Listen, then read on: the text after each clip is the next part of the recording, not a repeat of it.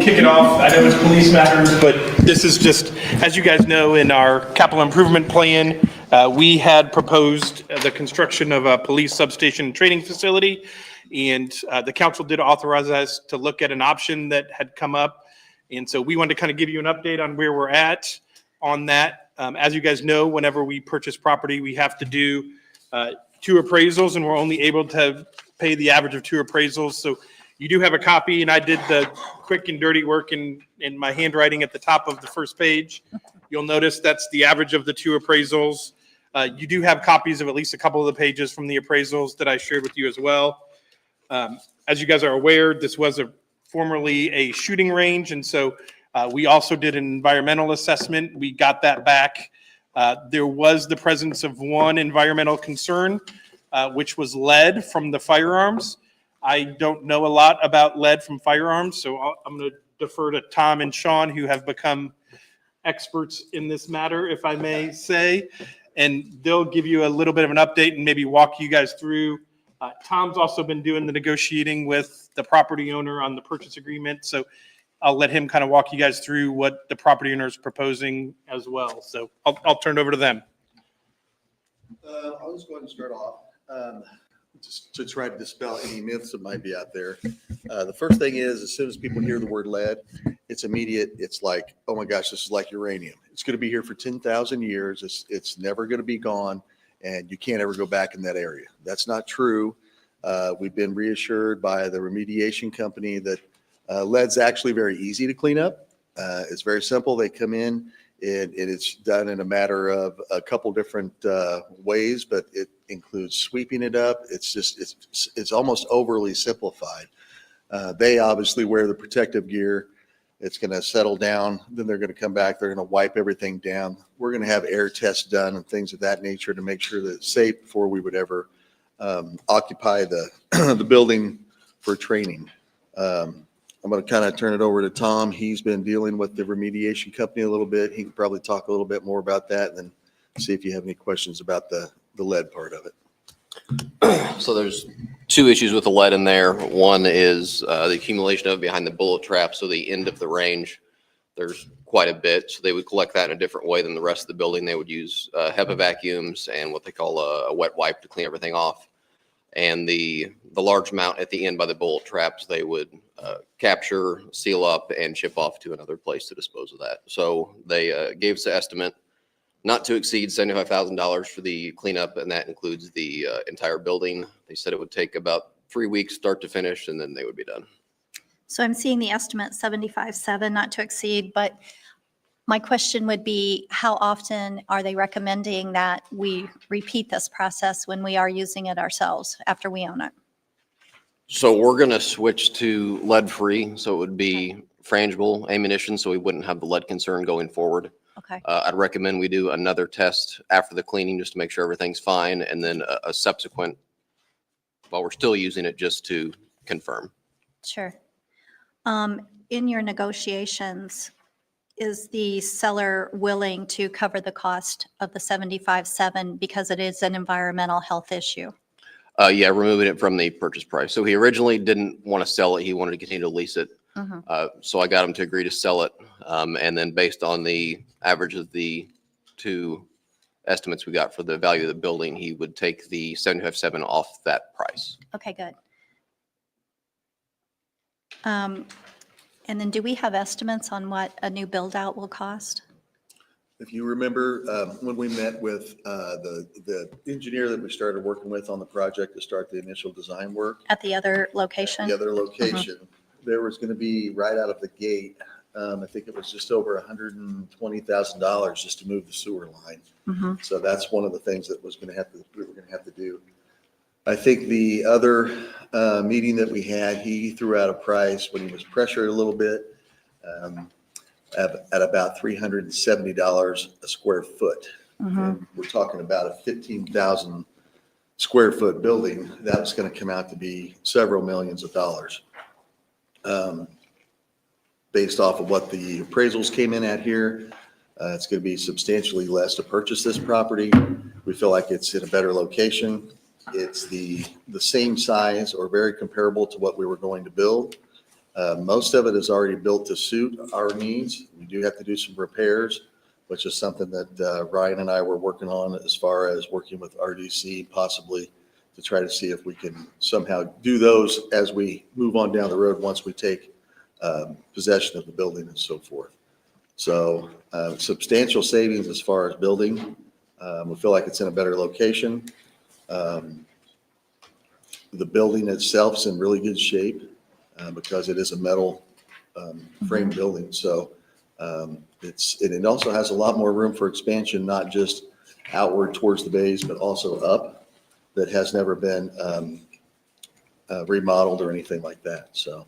You asked about the remodel costs. I did ask about the remodel cost. So I think what we've talked about as a total project budget would be $2.5 million. Okay, 1.5 to buy the property and $1 million to remodel. So, okay, and I just did a quick look up. We were projecting $16 million for us to build the facility new was what we had in the capital improvement plan. Again, it's Substantially. a substantial amount of money, but it's substantially less to go this route versus the other route. No, I think we're fortunate that it, became available even the way that it did when we were looking for something, so. The other piece we should probably share was, that I think you guys will like, we always ask, would you let us split the price up over a certain number of years? And Tom did get the property owner to agree to that. So Tom, you walk them through, I'm not sure exactly what the figures ended up being, but. Yeah, so the first payment would be $400,000 this year at the time of closing. Then the remainder split up over 2027 and the first part of 2028. So it would be even between 27, 28, about $500,000. Okay. With interest. So again, we would be able to pay it over 3 years, which again helps our cash flow. It also helps the police department to be able to do some of those remodeling expenses up front. Our proposal is to use the HRH TIF money. Julie paid off the HRH bond on February 1st. So we will probably have to amend our plan for the TIF to allow us to use it for projects and specifically for the police station. But we can get with Ice Miller and go through that process. That's pretty simple. We do that every time we do create a new TIF. You do that anyway. If you guys remember, there's always a TIF plan in there that says we're going to use it for things. We'll just have to amend it, or the original one we think just said to pay the bond back. That just bringing in about $1.2 million a year. So the payments that Tom did plus the remodeling, we would basically be able to afford those out of the TIF fund. Tom is going to go talk to the RDC on Monday night as well to give them this kind of same update. One other thing, that even though he allowed us to spread the payments out, he did ask for interest for the unpaid amount after the closing. So about $1.1 million. Yep. He originally asked for 6%. Yep. Julie quickly called the bank and found out that we could borrow the money for 4.75%. So Tom went back to him and he said, well, fine, I'll do it for 5%. So there is some interest in there. I know that isn't what happened on some of the previous ones, but again, 5% interest is pretty good. And for our cash flow, yeah, I think that still works pretty well for us. So, sorry, did you want to say? I said no closing costs. Yeah, no closing costs if we do it this way. And there were a couple of things he proposed, one like quarterly payments, but we may try to negotiate some of those things with the monthly interest.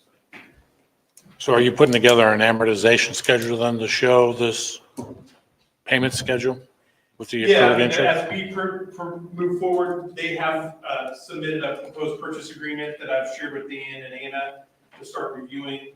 And that would probably be our next step is we'll get it into a sources and uses document for you, Greg, and amortization schedule and kind of show you guys what that actually looks like. Again, before we got too far and started spending money to go forward with the buy, we wanted to make sure you guys were still on board and willing to keep moving forward.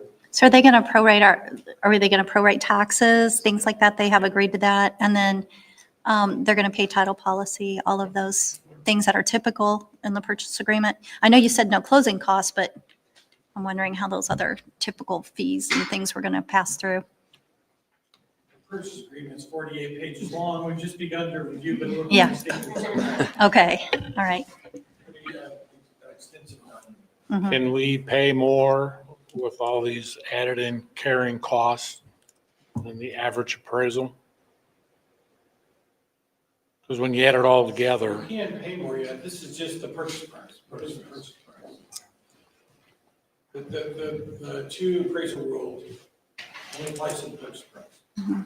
Regardless of how you pay it. all right, What's your opinion on the interest? prime rate's 675 now, so if you're at 5%, you're 175 less. That's why I want to see your amortization schedule, because then once you make your second, I'll call it principal payment, then that shrinks your balance and then your interest rate tied to that. So that'll tell you what your extra carrying cost is. What about, there was conversation early on that they wanted to pass this liability on to us for the environmental cleanup. We're not doing that, are we? Well, that's maybe why the purchase agreement is 48 pages and why I've got Dan looking at that. So I know that was a conversation I think they had with Tom. And again, I defer to Dan on that to see how they're addressing that in the purchase agreement. But yeah, my guess is they're asking us, and I think Tom said that he wanted to put an indemnification in the purchase agreement that he wouldn't be responsible for it. So That's not up to us. We're getting the environmental cleanup. We'll get the indemnification letter from IDEM or whoever's going to issue it. But until we get that, it's their responsibility. I don't want to take on that liability. Yeah, we don't want to close on it until such time as that's mitigated completely. Under the law, they remain in the. Well, they they're in the remain loop of ownership. responsible anyway. Well, they're in the loop of ownership. So you can go back to everybody that owned that property. But there's only been one owner, right? Right, but if they're asking you to indemnify them from their statutory obligations, I would probably not recommend that you do that. The thing I like about what Tom said is that if they're willing to basically pay for it by giving us the credit, but we can control the methods and means of the remediation. I prefer that. I'd rather our people watch them and be satisfied rather than something we don't know. So I like that part of it, but yeah, the indemnification, we'll advise you about that if it's in there. I haven't gotten that far yet, but it's a lot longer than I'm used to saying. So we've been through about 8 pages. I've been through. I think what Tom's negotiated is good for us, except for that point. And then you've got this environmental assurance company that's saying, hey, we do X, Y, and Z. We're going to give you a clean bill of health. They shouldn't have any concern about it. It's still their indemnification. Right, and they're insured for 2 million up to 10 on their umbrella, so. We'll take a little hard look at it. I hear you. Other than that, I like it. Yeah, good job. My only other question for you, Chief, is we've done a lot of work at this station here. A lot of add-ons, a lot of improvements, and we're going to build, and now this is a better option.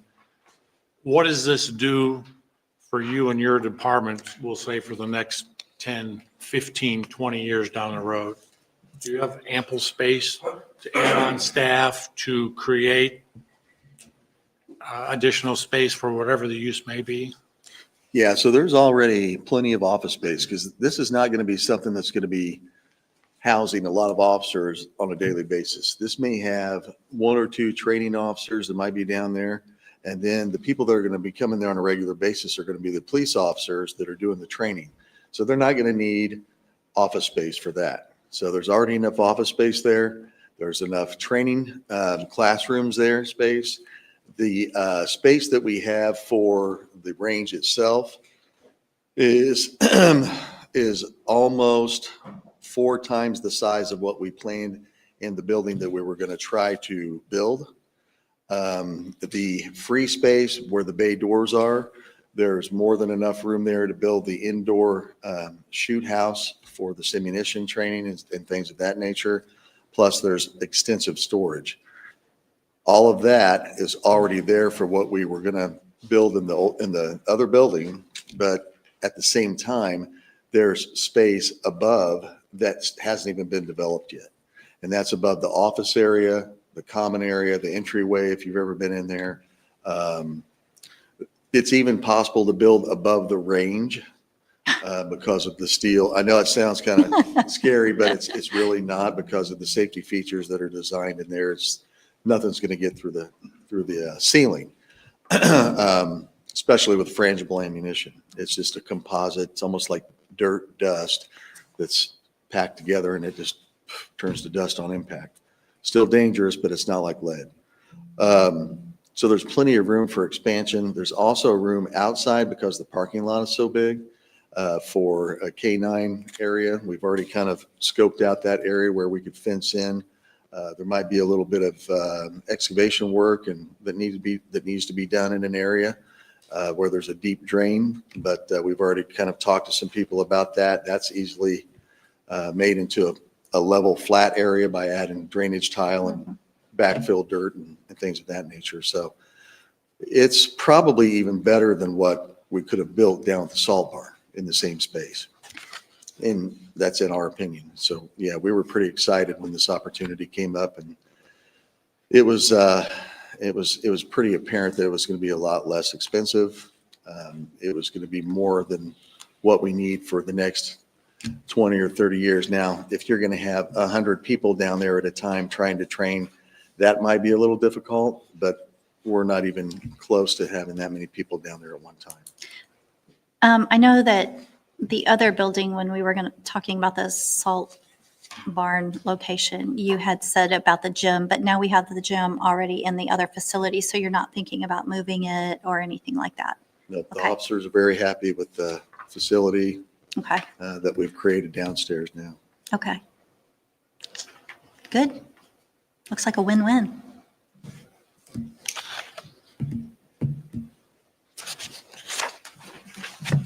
All right, next is prohibiting mailbox parking.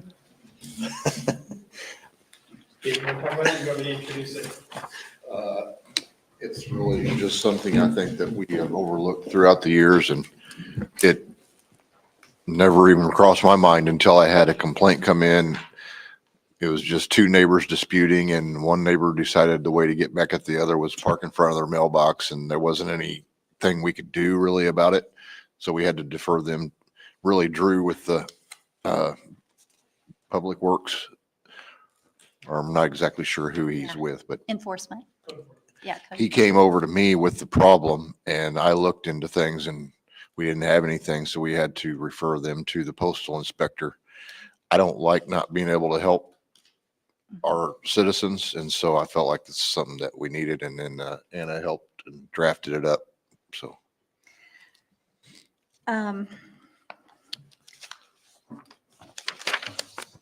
Comments, questions? Well, the postal inspector, it can't do anything, Right. right? Well, that's just it though. They don't, and they take it back to the post office and it sits. I have never known the post office to do anything with something like this anywhere. There is a federal statute that would allow them to, but I don't believe that they I'm just enforce saying, it. I've never known that they've ever done anything anywhere. And I happen to have a relative that was a postmaster, so. They just don't get involved in that.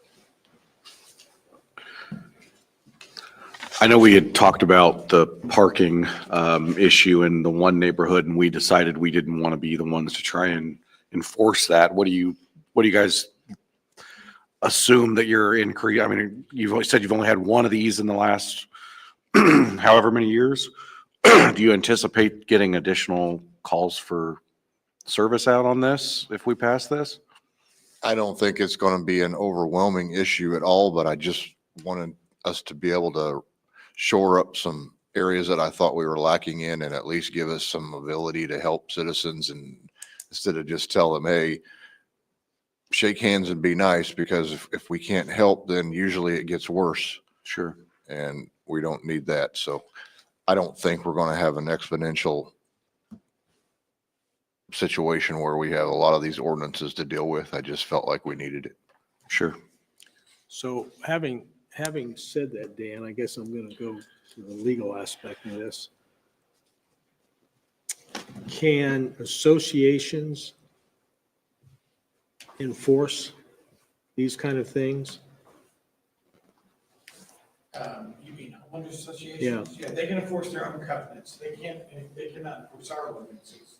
But are they, They could have the same, they could put something like this in their covenant, that's what I was asking. and they could enforce it, yes.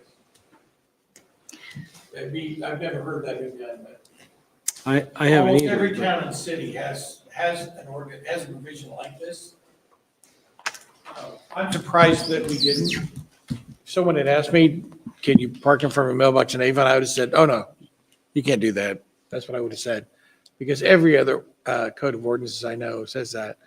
But, Did you write this? yeah, I like it. I think it's good. I also think that just for the same reason that Dave talked about is often the only times I've been aware, it's kind of a spiteful thing. And if you think about, Anna reminded me, as she often does, that, in this day and age, some people receive their medicine by mail. And that makes this really much a whole different thing than just getting your mail. Yeah, so I do think it's something we need to protect. And I think it's something where if we had an ordinance like this, it would probably be a 2-minute conversation and that car would have gotten moved, because Dave could have said, I'm going to have to write you a ticket if you don't do this. But the idea of, I think what really drives it home for me is the idea that people, if they get their medicine, and a lot of people do now, they get their medicine by the mail and they can't get that, we could have problems. So it's more than just a nuisance now, in my opinion. So my initial thought when this came through is it's an HOA problem, and it's the HOA educating their people and let them police it. But because do we really want our resources out there going and resolving mailbox disputes on a regular basis when we've got, hostage situations and other things going on, retail thefts and more important things. So my first thought was that.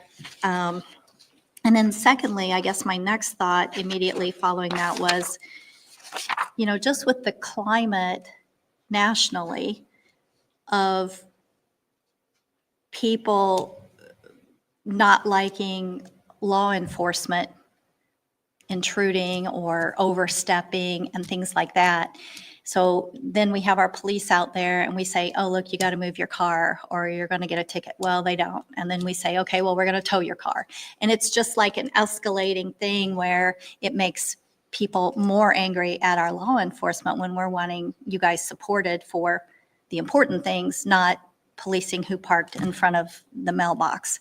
So those are, I'm hearing the one side, but on the counter side, those are things that I'm trying to weigh out as well. Well, the reality of it is we get called now for things that I would consider to be not as serious or as aggravating to homeowners and neighbors as that. We get called because someone mowed their grass and their grass clippings went over the property line into the other person's Yeah. yard. So we're already dealing with those type of things. Right. I just think that this would help. We don't intend to drive around these neighborhoods and find a car parked in front of a mailbox and just write the ordinance. It's just a tool for us to help resolve peacefully, hopefully resolve a situation so that two neighbors don't end up fist fighting in the street over this. Mhm.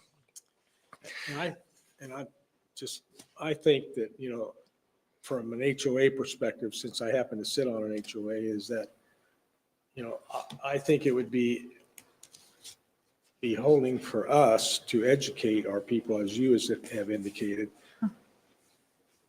At least we have the threat, knowing that, there is something on the books that they're violating. But I think we should take the first steps to try to prevent those kind of things in the HOA. It brings me back to an educational thing, and Ryan, I know we've talked about that before with communications department here. It's an educational thing. And if we can use our platform to talk about those things, again, I think that's why we have the communications department. It's not to just say, hey, there's a meeting on Thursday. It's to educate. That's why we developed that department. And I think this is another instance in which we should utilize that department for that. I think we've got such a diverse community now that not everybody is well aware of the requirements, such as your license plates have to be renewed, not parking in front of mailboxes, not parking the wrong way in a neighborhood. And quite frankly, some neighborhoods are older than the town. And so they don't have the city street widths to withstand some of this stuff that goes on in Avon. So I was leaning toward, letting the associations deal with it. But I kind of like the fact that there's something on the books that we can fall back on, not necessarily use it as a first event, is calling the police to take care of it, that, we as associations should work those things out. And if it becomes impossible, I've seen some places where cars are broken down in front of a mailbox and people have to go pick up their mail because they can't get their car moved or they won't get their car moved. And it's not like it's an operational car, but it sits on the road. So anyway. So the first form of deterrence is usually just physical presence, whether it's a uniformed officer, a marked car, or just the knowledge of a code, whether it's a statute or it's an ordinance. Not only is it a tool that we will have when we need it, it's also a tool, I think like Councilman said, if we use it and educate the community that's there, it in itself is going to probably be a deterrence to that. It's something it costs someone to think twice about parking in front of their neighbor's mailbox because they're mad because they're parking on the sidewalk or something like that. We're going to respond anyway. So would we rather respond to a parking complaint, or would we rather respond after that parking complaint has already escalated to a domestic dispute between two neighbors? Would rather handle it at the lowest level form possible. I know we don't want to waste the resources.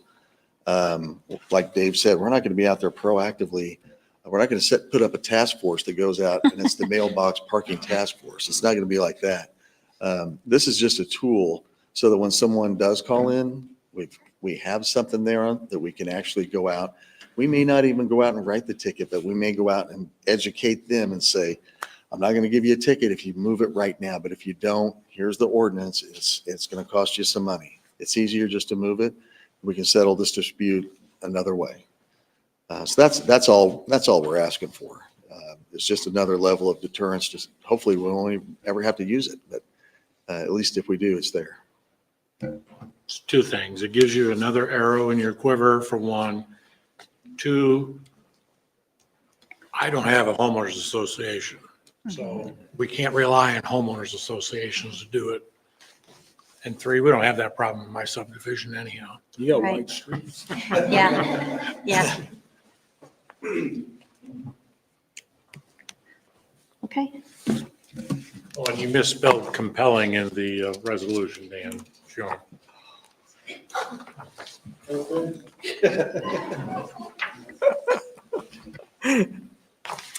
Next is the buy money program. You want to start or you want me to start? You go ahead. Or do you want Julie to start? It involves, You and Julie can handle so this this, one. yeah, so this involves just about everybody, it seems like. So one of the problems we ran into last year is we had a pretty in-depth investigation into massage parlors that were being accused of doing some solicitation and inappropriate touching and things of that nature. We had a little bit of buy money from a group that we were a part of through McLaughlin. It's not part of the general fund. It's not part of any organization that's with the government. It's a private organization. They provided that buy money about probably 13 or 14 years ago when we had this problem once before. And we used most of it. And then what we didn't use, they didn't want it back. We have it in a file. We tracked it all, and it's been sitting there ever since. So when they needed some last year to finish up that investigation, they depleted that pretty quick because there was only about $100 or so in there. So we said, okay, check back with McLaughlin. Maybe they can give us some more money. They don't do that anymore. So what we did was we talked with Dan and found out that there is a way to establish a buy money ordinance. He made some recommendations that seemed pretty in line with what we do here at our level. Obviously, this is not Miami. This is not San Antonio, Texas, or somewhere where you're going to be spending thousands and thousands of dollars a day on buy money for criminal informants, undercover drug buys. You might be trying to purchase stolen cars. It could be a number of things. So we try to build that amount off of what our needs might be here. And so that we wouldn't have to keep coming back and asking for more money. So that's kind of how that amount came about. There was some changes that we asked to be put in here because it was initially just kind of directed towards drug buys because that's what usually people think of. But we also do other kind of operations where it's fencing operations where people are stealing things and then they put them up on Craigslist or Facebook Marketplace or something like that. And then you're trying to set up a buy. You may not get the stolen item that time, but you know that that's the person that's got it. So maybe you're going to go get it the next time. So that the money can go fairly quick if you're not careful.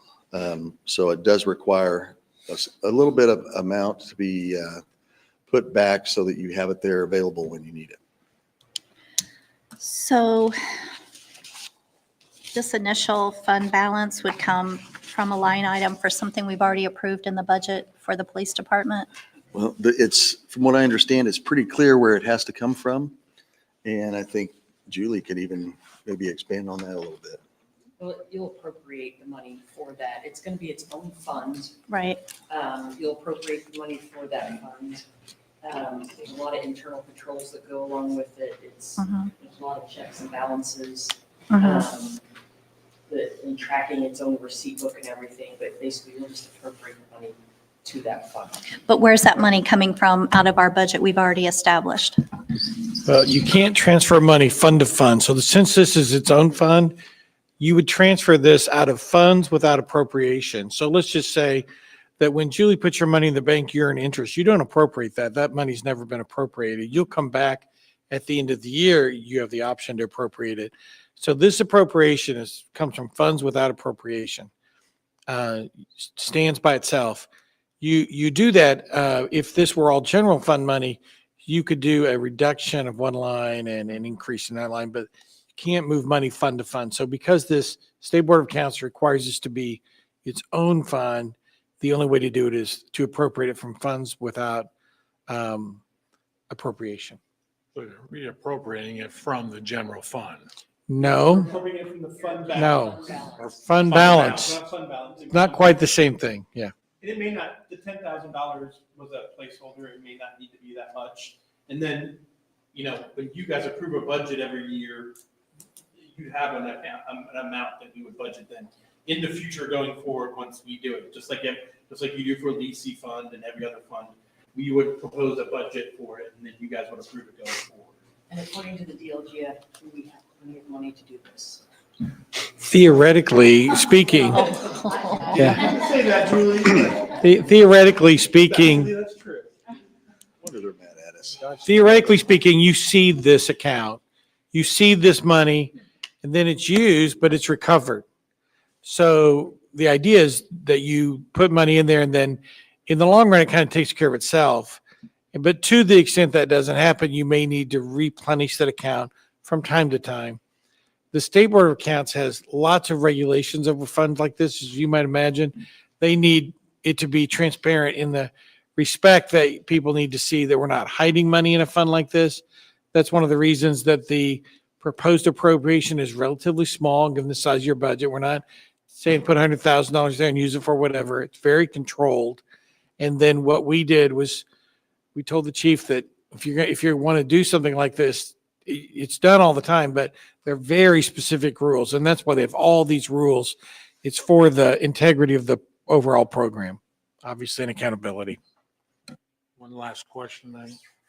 So we make a traffic stop and drugs are involved and cash is involved and it goes through the process and they're guilty and we get some percentage of whatever cash, vehicle sold, whatever. Can we take those funds and put it in this account then? They actually kind of recommend that. Yeah, That's like what all I needed to know. under Thank you. source of funds, yeah, it says court-ordered forfeitures and donations. Of seized money. Right. So it does And that say, money could be, just depends if on your luck, there's $100,000, you get 50, now you got 50,000 in an account that we may only need 10, but it's there. Got it.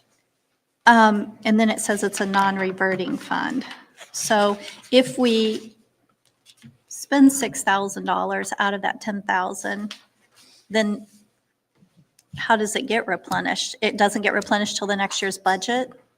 No, what non-reverting means is that for a general fund or for all of your funds that are not non-reverting, at the end of the year, any money, any appropriations that's left in that go to zero. Okay, And so all this means is that whatever money you, the town council, decide to, whatever appropriation you agree to, that does not get lost at the end of the year. That money is going to stay in that account okay, and it's not going to go to the general fund. okay, That's what that means. It's going to stand on its own, right, 2 feet. Okay. And the only people who can take that money out of there would be you, the town council. okay, Okay, but it doesn't naturally go back to the general fund. okay. Thank you.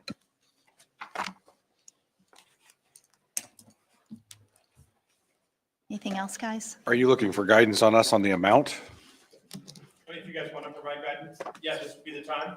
And we're looking for guidance, so are you willing to institute the program? The next step on vote to divide money in the prohibiting obstruction of mailboxes would be to put the ordinances on your agenda. So yeah, if you guys want to give us input, if you like them, don't like them, that's what we're looking for. And then, again, we'll put them on your agenda if it's something you guys are willing to do. If you don't, then we'll move on. I'm good with both ordinances. Is $10,000 seem sufficient to you? Well, in the last 13 years or so, we've only used about 1,000. And it's, like Dan says, it's non-reverting. If we start at 10 and we get down to 8, and we get down to 6 the next year, then we don't have to always keep it at 10 every single year. We may wait until. Might not have to think about this for 5 years, 10 years? Yeah, it gets Okay. up to $5,000, and then the cost of living and everything else goes up. Well, so does drugs and so does fencing operations and stuff like that. So we may have to spend a little more money. So this ordinance doesn't require us to keep it at 10,000 every year. It's just what we're starting at? Right. Okay, Then we would do it in the budget process every year Okay. going forward. So even in June, we would propose a budget. We look at, again, this is what we do anyway. We may say there's still $10,000 in there, so next year we're only going to budget 5,000. Remember, the appropriation is your approval for us to spend it, which just means when you appropriate it, they can use it. And so that's, and again, we would make sure we keep a fund balance in there and that we can keep it rolling. Like Greg's example, if they were to get a $10,000 thing, well, we may say, yeah, we're gonna budget $10,000, but the fund balance still keeps going up. We put in more than what we actually needed. okay. The only other thing I have is maybe we could create a definition for what is buy money program. If someone looks at that and they go, what is the police buy money program? What are you talking about? just maybe define it. They're going to go buy money. It's for the holiday party or something, you know? I don't know. Something you're like squeaking over here. I don't know what you're doing. That must be my old chair. Oh, is it maybe your chair Must squeaking? be, Nick? mine Can you used tell to, me mine she's used to squeaking? squeak, yeah. Well, I'm shaking my leg. It's doing good now. Yeah. Sorry. Hey, there's some new chairs right there. I'm gonna grab one. Hey, Greg, in the first paragraph, it does have a definition. Would you want something more than that? Well, to be- So it says whereby funding is appropriate for use. I just saw this for the first time, I so know, I haven't read it. but that's what I'm asking you, is that first, it says appropriate for use in undercover drug purchases, prostitution investigation, human traffic investigations, fencing, theft investigations, and other criminal investigation requiring use of violence. Perfect. Okay, Perfect. thank you. I'm good with them. All right, Shelby. Hello. I know we have two things on this agenda. They kind of tie hand in hand, so I hope by the end you've got a good cohesive plan that just ties everything up for you. First, I'd like to start with naming our parks and trails. Thank you. Naming our parks and trails. One, this is a safety and security issue, which is our next topic. But two, there has never been any ordinance passed, anything to name any park, any trail, anything. I jokingly refer to this park as "and Park" because the sign out front says Avon Town Hall and Park. Ryan laughs at me every time. But it's the truth. It's, it's what the sign says that Julie didn't even see. So I would like to propose, and I'll pass these out, park names. Sorry, I only made 10 of these, so you guys are gonna have to share. Do you want to pass this out? Thank you. So as you guys know, well, I'm gonna give it in my department update during the meeting, but we have 3 park projects out to bid right now. Finally, I know, right? I know, yay. So with that, obviously, we need to put names to these parks so that we can start referring to them as such, and the public starts realizing that, hey, this is going to be a park, and this is going to be the name of it. So in this is multiple options, all of which have the same feel of the generic sign. It does not have to be this. This is just a visual for you guys to see what this could look like. So I'll walk through all of them, starting with Town Hall Park and Park. We could name it something like Heritage Park and Trails or Lakeside Park and Trails. I did discuss this with the Park and Rec Beautification Committee last night, and they suggested maybe allowing the public to vote on some of these options. In my opinion, this would really be the park that the public would have any knowledge of at this point, unless we upload all of the master plans and explain what everything's going to be in these parks, which they're going to be done in phases. So it might not make as much sense to the public to do that. So this park really is the only one that if you guys would like to do that, that's obviously up to you. I will do whatever. If you say go on all of these, then I'll start to name all of these officially. So I when think it you, would be good to have community participation in doing it. in just this one or in all of them? I think the other ones have names associated, like the Burnett Woods, Burnett property. I mean, that's whose it was. The other one on 900, I don't know about that one. Winton Meadow. That might be somebody they want to, because no one knows it's there.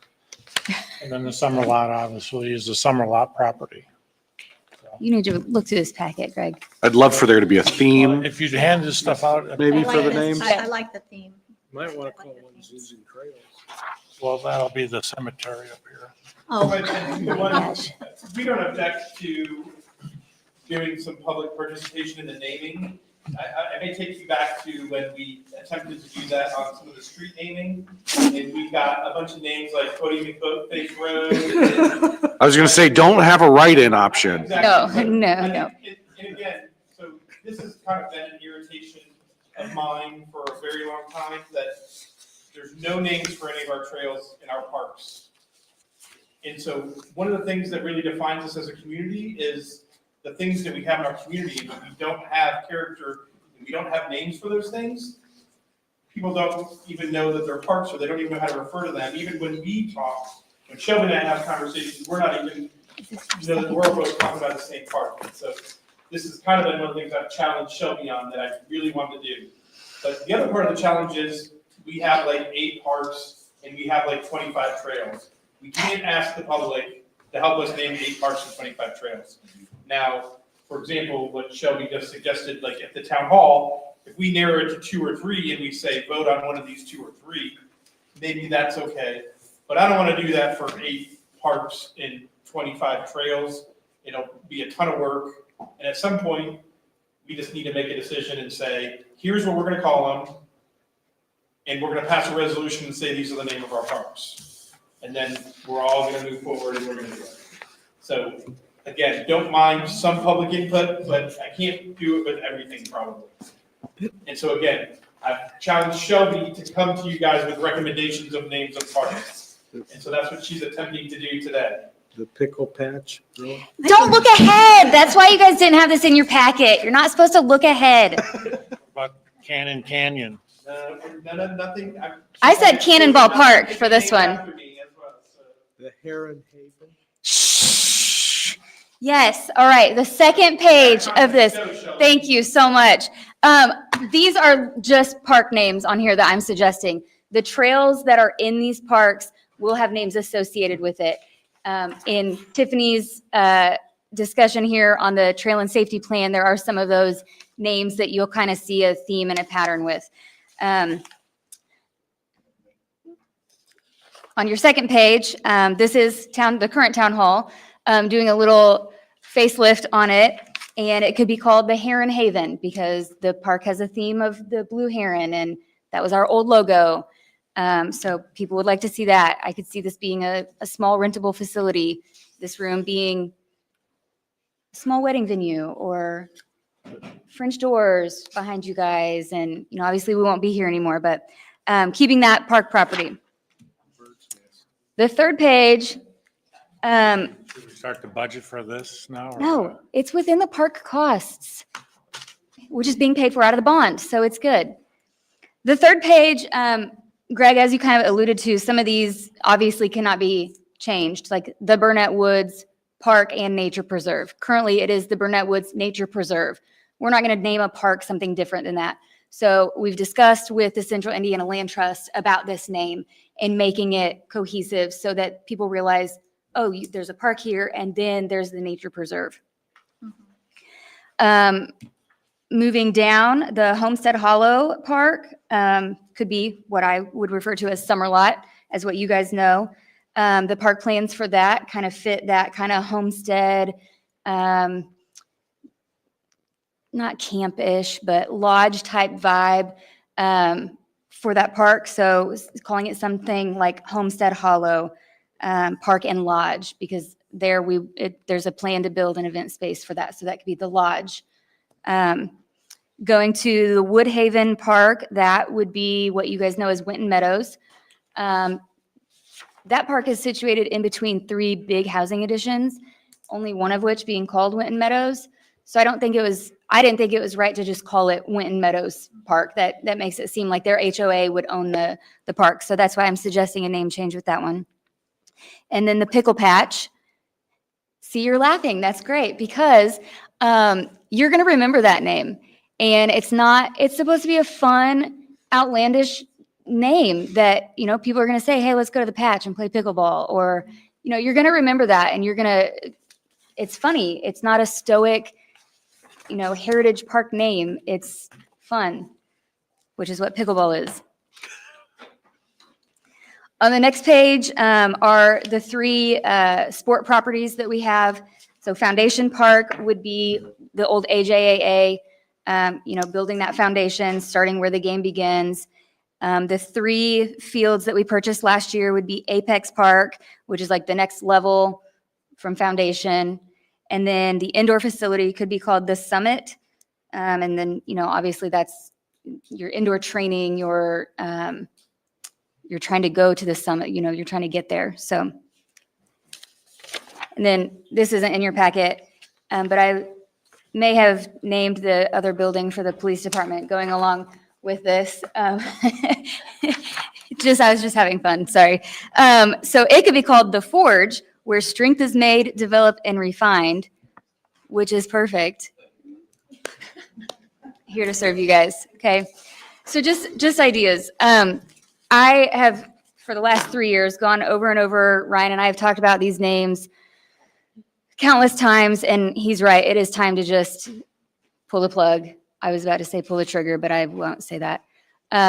Pull the plug on what we're going to call these, because they're going to be online this year. 3 of them are. I like the design of these. I think they're beautiful markers. I think for the town hall here, I kind of like the Heritage Park one because this is where it began. Yeah. Versus the heron. I mean, we have herons here and there's herons in the Heritage one Right. here. So Yeah. I kind of think that name fits this The Haven. location. Yeah, that's what the goal. I like the Lakeside Park because it used to Yeah, be that's pretty. the fishing park back here before it was Yeah. us. Yeah, that's pretty too. Yeah, the heron one would be the one that I would just take out. Burnett Woods is fine, Woodhaven's fine. If you hand out candy, I'd go with the Sour Patch Pickle. Yeah. I kind of like how you, did this in stages. I think if the signs have these words under them, then it's kind of explains itself. Yeah. I think that's good too. Why don't we I'm not sell sure them about the names? park and lodge. To me, a lodge would mean you can check in and stay there. Well, it would be like a retreat kind of place. I totally get where you're coming from on that. And that's kind of, do you call it a retreat center? Do you call it so I was kind of going with this, what that building would look like. Right now it's kind of, we haven't finished the plans for that park, but kind of old barn theme-ish, woodland lodge type. Okay. So that's kind of where that lodge came from. Or, Okay. it doesn't have to be lodge, like I said. Yeah. Your Foundation Park could also be Heritage Park. I mean, that's where AJA's been there for 60 years. Yep. But that's the foundation where a lot of these kids came from in Yep. sports, so I get that too. Yeah, so if you didn't use the Heritage here and you use Lakeside Park here, then it could be the Heritage one down there. I kind of like the mountain theme though, that she's got on all 3 there. What do you mean? The mountain thing? The summit, the apex, Oh. the foundation. Mhm. Next level of success. Right. I think we should sell them to the highest bidder and starting at 50,000. Here you go. Well, there you go. State The Bank Park. Chick-fil-A park. There you go, yeah. It's fun. If you have a big investor, absolutely. I'd rather have an indoor athletic complex, but okay.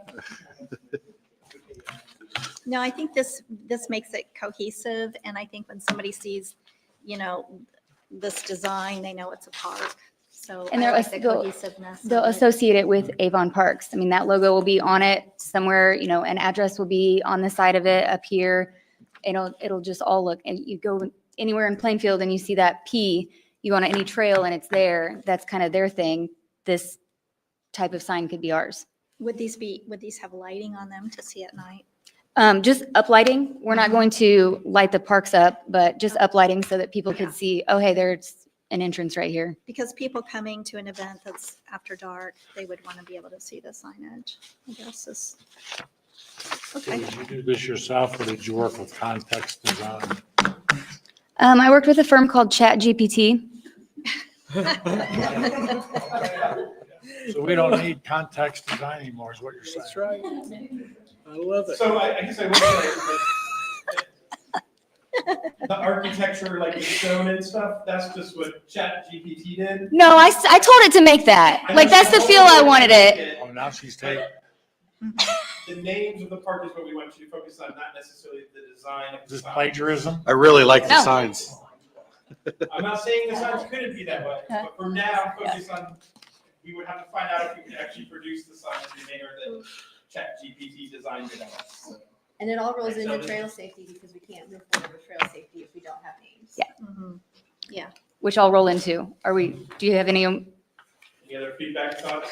I like If it. we put together a resolution and a plan, you guys will support it? If you put together a plan, then we'll think about a resolution, yeah. Okay. Thank you. Oh, geez. You do it in less than 27 years, please? Yeah. I'd like to see you do it in less than 27 minutes. Yeah, right. So the next thing we want to talk about is our trail and safety plan, which goes hand in hand with naming all of these trails and parks. And really, I'm going to let Tiffany talk about that. She has been working on this as a special project over the last few weeks, and she's done an amazing job, in my opinion. Sorry, yes, well, Who's Tiffany? maybe they've met Tiffany. This They is may know Tiffany. but they may not know- This is Tiffany Bates. She came to us when I promoted, when I put out that we were going to hire another full-time position, the Park Development and Special Projects Director.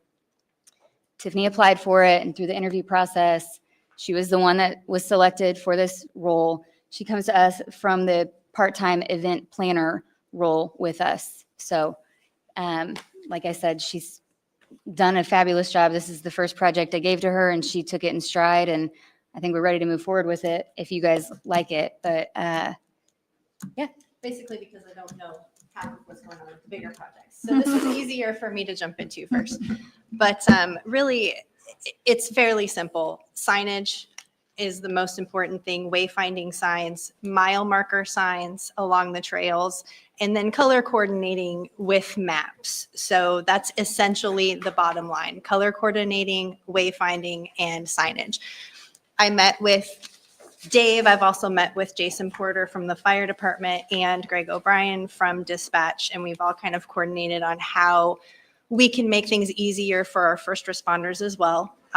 And those were the main things. So in your packets, you've got some ideas that I had on what those would look like, but it all, again, ties back into making sure that things are named. Once the parks are named, then we can name everything within the park. And one of the biggest things is making sure that all of the smaller landmarks are named as well. So all shelters should be named. Right now, we've got shelters in this park that are not named. All trails should be named appropriately. And going forward, anything that ties into any of our other parks that we do, they should all follow suit and be uniform throughout the town. And striping the trails will really become important as our trails start to intersect and cross. So once somebody crosses onto a different trail, they will easily be able to look down and see that they've left their trail they started on and are now on a different trail. The main wayfinding signs will have a QR code that goes back to a map on our website that they can scan once they get on the trail, and they can have the map with them. Fairly simple. And that's really the basis of it. It's not super complicated. I think I like these designs. I like that it has our town logo in it. I think the yellow is hard to read, and I was thinking maybe orange, and then the second page has it in orange. I think that's much easier to read than Sure. what's shown here on the yellow. It's hard to read the white lettering on the yellow. Yep. There'll have to be multiple different colors, and then we'll have to figure out which ones work best for visibility. Those signs, the outer edges of the signs would be reflective. And we can always make the lettering on them reflective if we needed to. But for now, what I had anticipated was that the reflective border would be on there. And is the idea for every single trail to have a different color?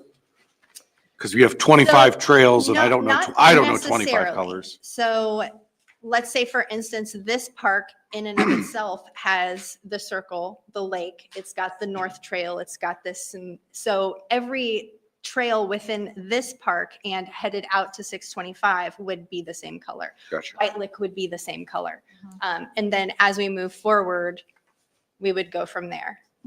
Would it be So the same as essentially- the trail around the lake then that goes to the library? Yeah, yep. That one would be the same color. Because this is Lakeside Park, so everything within Lakeside Park Would be one color. would be one color. Yeah. And then so the plan is a quarter mile, a sign every quarter mile. The loop around this lake is just barely over half of a mile, so fairly minimal signage there.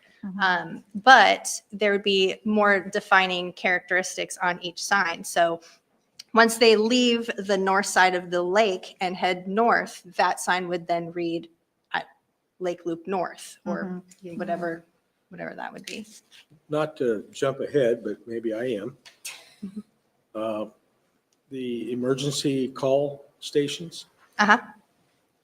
do we have any regulations or recommendations on how far apart those should be? No. So you really don't necessarily, let me back up. It depends on your budget. Because those I call think boxes. It should depend on safety. It should depend on safety. However, when you're talking about putting those call boxes out on trails, you're talking about getting the most expensive option because there is no electricity. So that, That would be my next comment about this. But- right. But these trails, are miles long, and people have health issues sometimes, let alone predators. So, I mean, I'm thinking So- in terms of the health factor right now, somebody having a heart attack and I gotta go, 3/4 of a mile to get to a post. I don't want to speak for Bill, but is there an industry standard? There's not. There's not. That's that kind of a question. Yeah. I think Yeah, because but- most people have their cell phones Yeah, with so them. It Yeah. has changed. Like, if you go to college campuses, like, they normally say their standard is they want one to be visible from wherever you can stand. The reality is, in our park trails, there's no way we would ever be able to put one, and we'd spend millions of dollars and still not do that. And so I think what Dawn was just shared is the answer is that in some cases, you try to put them around and have them in spots that may be strategic. But then that's the point of the mile markers is you have your cell phone and you can say, I'm on the red trail at mile marker, whatever. And then at least I can get an emergency vehicle. Like right now, if we call, like, and it's happened a couple of times even in the town hall park, someone will call and they'll be like, I'm on the trail. Well, we'll see ambulance driving. They don't have any idea what trail they're on. And so they don't know where to go. So at least we're getting them, that system will help direct them to it. So yeah, As we'd love long- to have one every Well, 800 feet. As long as we think in those terms, Yes, then I'm, absolutely. No, I definitely think we are. I think that was what she shared in the proposal is, yeah, we'd love to, and maybe we start with trying to get one on every trail or one in every park, and then we see if we need more. But we supplement with the less expensive a sign with a locator on it. And so we're still making it safe and helping, but not spending millions of dollars. Well, it's like when you're on the interstate, you have the mile markers, on there and you have to rely on your cell phone. but you have rest stops too, so. You got do. rest stops, and that's exactly what we're proposing, like, Right. those push buttons are gonna be the rest stops, Mhm. mile marker signs on the trails. Right. It's the same concept. Okay. So the idea with maybe starting these would be putting them on the most remote areas of the trails, like White Lick Trail. It's actually happened. There was somebody that was like stranded over there and she called and nobody knew where she was and nobody knew how to get to her. So in Tiffany's research and in talking with these three professionals, Greg with the communications said they essentially have a map and they can write notes on there. So if somebody calls and they're on Lake Loop East Trail, that one back there. There is a very sharp curve in there, and there's also a bridge that absolutely no vehicle could ever get past. They can make a note in there that says, if somebody calls in this location on the red trail on Lake Loop East, if it's within this and this mile marker, the fire department, UTV, whatever needs to be on that run. So then obviously all of police officers could see that too, and it would just be a more defining thing. They could go in, GIS will take care of the names of everything, but that was another thing that we felt was very important of naming these and putting the colors in and the call boxes. So Ryan, due to cost, you would not recommend the ones with the cameras? Well, I'd love to do the ones with the cameras. If we could do it, but I think that's, Tiffany even said in the report, there may be some just solely camera options too, just for, if something does happen, we can go back and pull the footage on cameras. Again, that gets to be a little expensive and we have to figure out how we power them, or if they're solar powered, or if they're battery powered. Like it gets complicated to have cameras. We have cameras in the town hall park now. We've had issues where people have broken into the bathrooms. We can go pull the camera footage and see who was coming and going in the bathrooms and figure that out. Remote down on the trails, it gets to be a little more difficult. And solar gets difficult because of the tree coverage. Right. So, Well, I think This is a great idea. I mean, safety first. You know, when I looked here and I said, okay, where are we going to get the funding? Three things came to mind. We have our RIF funding, right? That we get, we have grants that we can apply for. And an unknown is, what about our community crossing grant money? Can we use community crossing funds for something like this? It's trails, it's roads. Come on, stretch, go to the boundaries. We're talking about NDOT here. It does not stretch and it's very linear. Yeah, they won't let us use CC because it's gas tax, so they won't let us use it for that.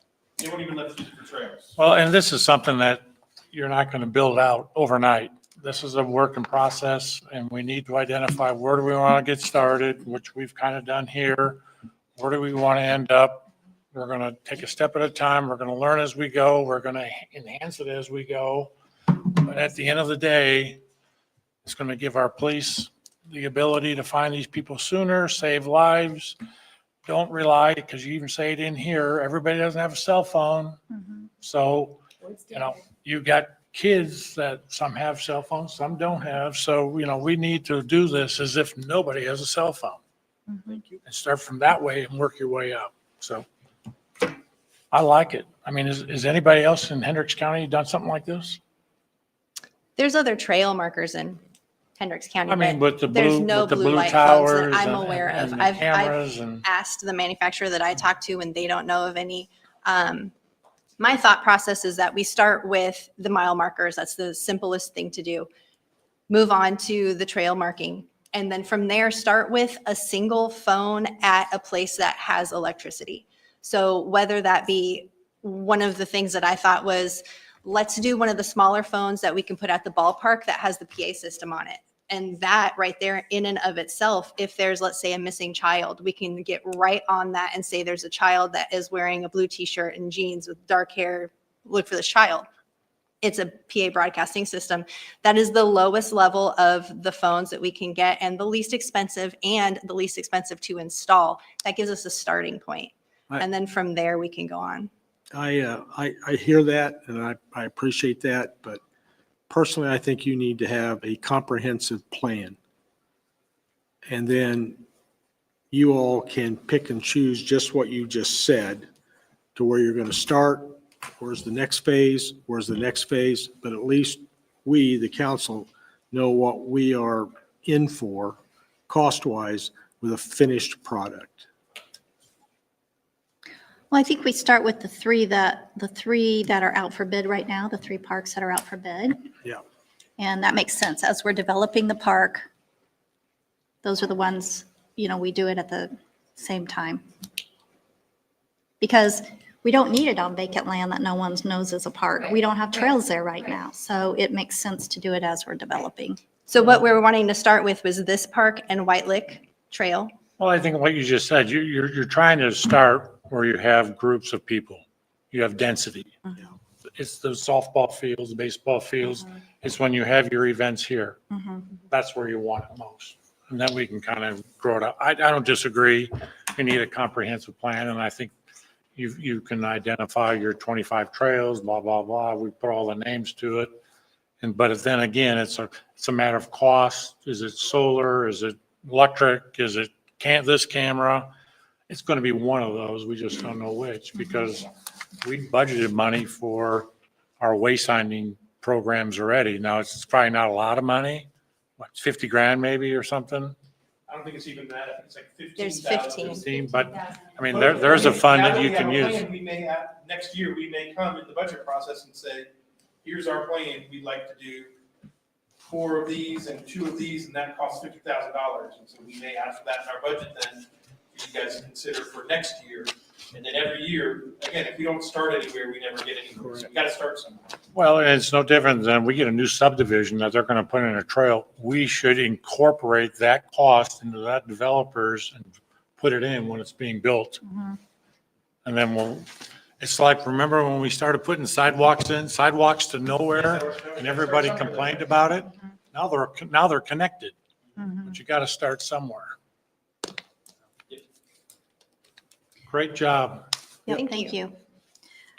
you. So we're on to other topics. Anyone have anything else? I guess I have one question.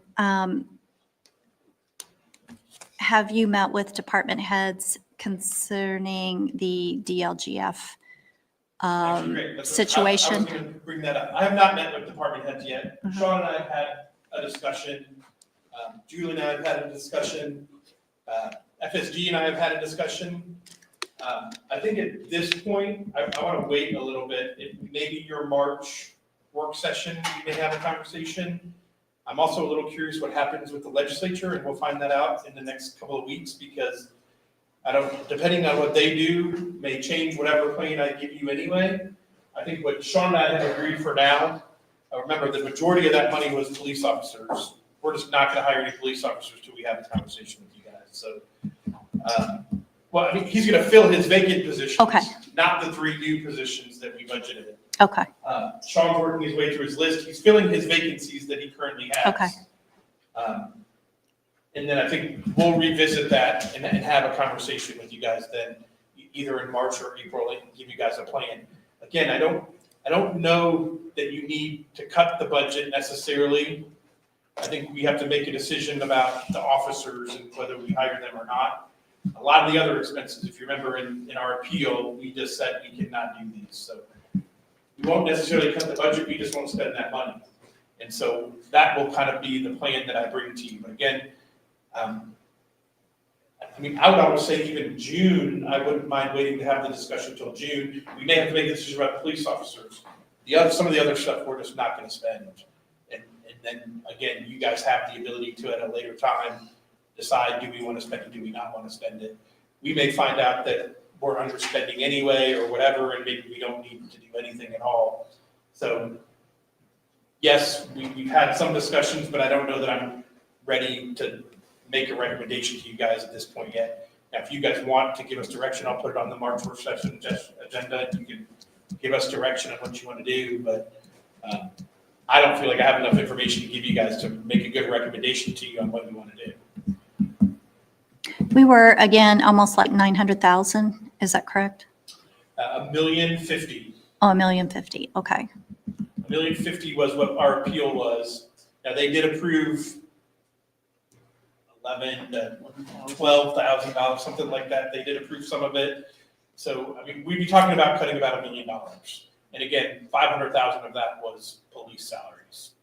So, and again, the big one that was not police salaries was operational costs for the civic center. But we're not gonna have operational costs for the civic center this year anyway. So again, I'm not gonna spend that money. So we did appeal We did appeal, and they said our ability to appeal ended on January 1st. But they denied the appeal on December 31st at 4:07 PM. But didn't give it to us till January 5th. Well, that was the 1782, which is the budget, which we still wouldn't have known what to appeal because they didn't give us 1782 until, so we didn't know what they did. So in the 1782, they still approved us at a $10,200,000 budget, so what which was makes the us, budget we asked for. what makes us think anything's going to be any different in June, other than the way we spend money? Well, this is it. They're not going to give us any more money, right? Correct. So, but it may depend on how much revenue we bring in, because remember, there's a difference between what we actually spend in our revenue. And my concern is if we just go and cut the budget, we do exactly what the DLGF punished us for and didn't give us a levy appeal is, what we're gonna end up doing is growing the fund balance again, and then next year, they're gonna do something different and say, you don't need this money, and they could try to lower our levy. So again, we need more information. It's bigger than just cutting the budget. It's what is our revenue and what is our fund balance gonna look like? And we may need to be careful to not be growing our fund balance, which means we may need to spend more money so our fund balance doesn't grow, which is hiring the police officers. Correct. And so that's what, again, I may say, and that's what Sean and I have kind of had some general discussions. We may say, definitely, we're going to fill one position. Maybe we fill 2 positions, depending on what his hiring list looks like. But maybe we say we're going to fill one in May, he'll offer the job, and maybe we offer the other job in October. And so that way we don't experience a full year of budget impact as a result of that. I mean, we're already, even at this point, if Sean made an offer, we're not going to get an officer to start until April or May, which means we may only have 50% of that $500,000. We may only experience that much of the hit to it. But again, if our revenue is growing as well, which is what's causing our fund balance to boost. We also, if you guys recall, over the last 2 years, we got special distributions of lit. That was over $1 million. We didn't spend any of it. And so again, that's making our fund balance grow, which was the reason they declined our levy appeal. So if doing nothing or cutting $1 million is only going to grow our fund balance. What have we learned? We've learned that being good stewards of taxpayers' money will cause us to be punished. I just want to make sure that's on the record. I also, but I want to caution you, in 2028, when our first TIF rolls off, don't make it sound like we get all this money, because it's going to go the other way. Right. And so the other piece of, which is, And I won't be here then. and the other piece is the legislature is talking about pushing back your ability to do the lit as well. It was supposed to be in 2028, we could do the lit, and now they're saying 2029. And again, I feel like they have gutlessly said, well, they're not prepared to do it in 2028, so let's move it to 2029. But that prolongs our potential pain. And so, again, it's a more complex issue than just let's just cut the budget. Dan? Two of us aren't going to be on this board next year. What can we do politically to help the state legislature to understand what they've just done? To those municipalities who are good stewards of the money. Seriously, what? Get them to listen to us. Yeah, I mean, our case on this excess levy appeal is very great. We're expanding really fast. And so we need to expand that levy faster than the 4% controlled amount. And so, yeah, they need to revisit that policy on excess levy, because they are punishing good fiscal responsibility. So that's one thing. And secondly is that they need to figure out, they've said time and time again that they need to, if they didn't understand the tax bill as Senate Roll Act 1, and then if there are any mistakes, they'll fix it. Well, again, I would say, well, please don't ever do that again, where you adopt legislation that you really don't know the impact's going to be. Study it more, then do what you will. But the truth is, they may or may not fix it, but we're stuck with it. Okay. And so taxpayers who want the police to come when they call, and they want their roads to be fixed so that they can drive on them, and they want everything that, all the parks, they want parks to be available to them. They don't want parks to be closed because you can't afford people to maintain them. All those things. People who want those local services. And right now you're seeing some strange scenarios being built. That's what I'd tell them. Well, yeah, but they want it for nothing because they don't want to pay taxes anymore, but that's how we pay for that stuff. Well, if you look at the percentage of people who pay their taxes, the whole narrative that people don't want to pay their taxes is not true at all. Well, the state legislature says that people want to pay their taxes. Really, people pay their taxes. And at the local level, I just think I think it's a false narrative about what people think of their local government. And again, how many times have someone come into your public meetings in the last 23 years, Greg, and said, I've had enough, I'm not paying my property tax, you people are spending too much money?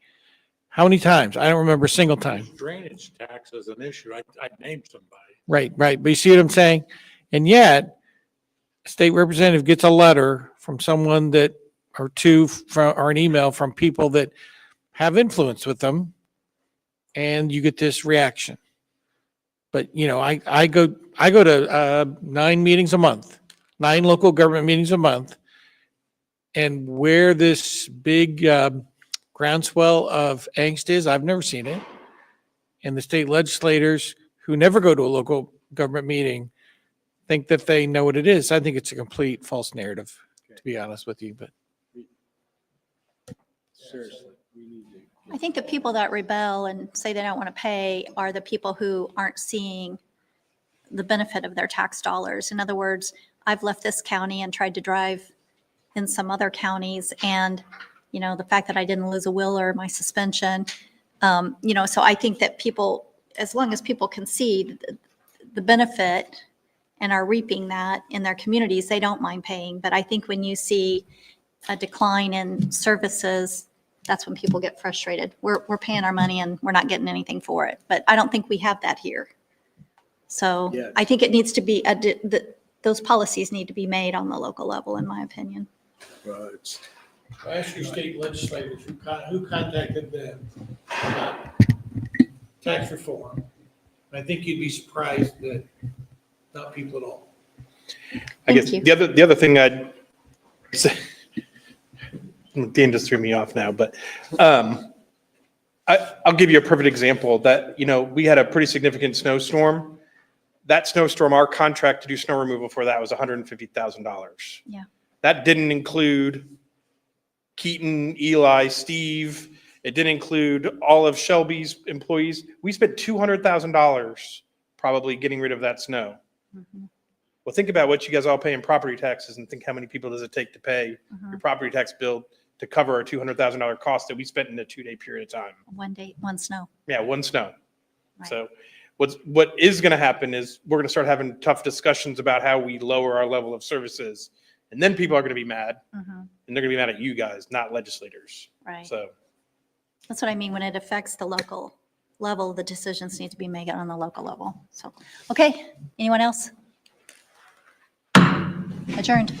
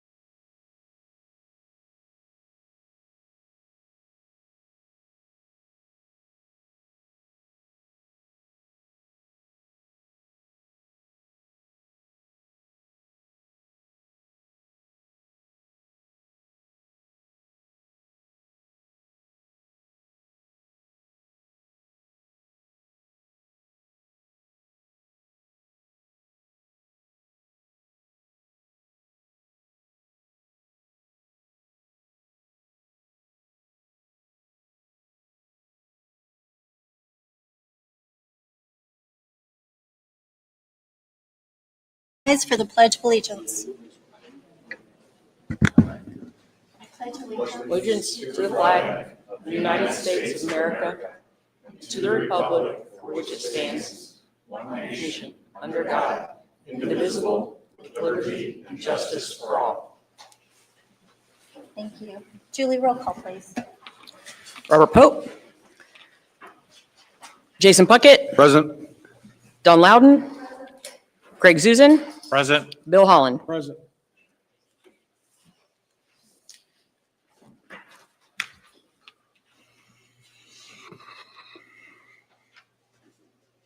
Next on the agenda is the consent agenda. Is there any discussion?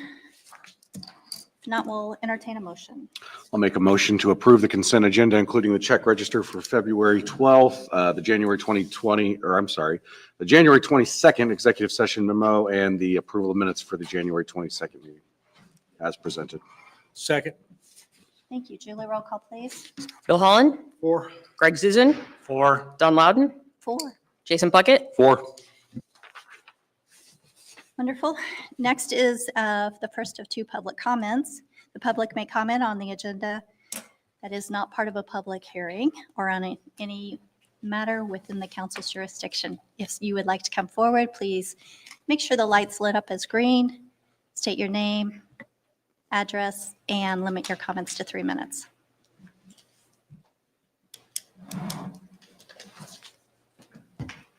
Good evening, Council. Steve Eisenbarth, 7599 Foxtail Circle, the beautiful Pines of Avon. I'm here to, just a couple comments. Today's Republican paper, which I know everyone is a must-read, and my dog put a footprint on it before I could have it clean for you. But it talks about the US 36, about the project that's coming close to us. What I want to talk about is the project that's just east of this one, and making sure that it's consistent for that. So that project, anyone can look at the information on NDOT's website. You can just Google the word Modern Rockville Road. So if you Google Modern Rockville Road, you'll come up to the NDOT R41781, which means nothing to you guys, but that's how you get the plans and everything. And I just want to make briefly comments about what improvements this is going to bring to the area. Now, the limits of this project, not this one described in today's paper, is going to be from Rockville Road, from High School to Raceway. So it's a 4-mile stretch. It's going to take 2 years to do it. And I know the public hates that, but it just takes time to do these things. And it's going to be adding, just like that's showing on the visual here, 1 lane in each direction. But one thing that's really going to help, and something we don't really think about, is the drainage. Lots of drainage improvements. For example, 148 inlets, 154 catch basins, and 155 manholes. So just lots of drainage improvements, which is going to help the residents in that area. Those are things we're going to have to think about when everyone's all upset about the maintenance of traffic. What you're seeing right now on that area is not the project, it's the utility relocations. So that's what's going on right now. So that project hasn't even started. Again, you can find it on Modern Rockville Road, and I just want to thank the public and everyone for putting up with the patience with this. And I know we're good on the town. I believe that we do a good job of trying to give residents alternate routes and reminding them of that. So that's just patience is coming forward that we need to have. That's all I had. Thank you. Thanks, Steve. Anyone else?